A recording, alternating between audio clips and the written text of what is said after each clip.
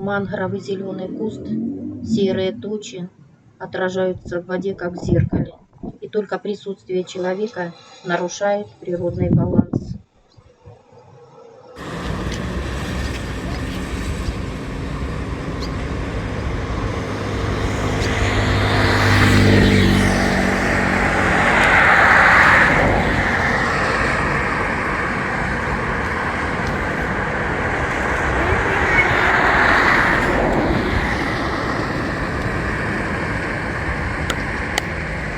Naraki mo ganyan ni Pamangin.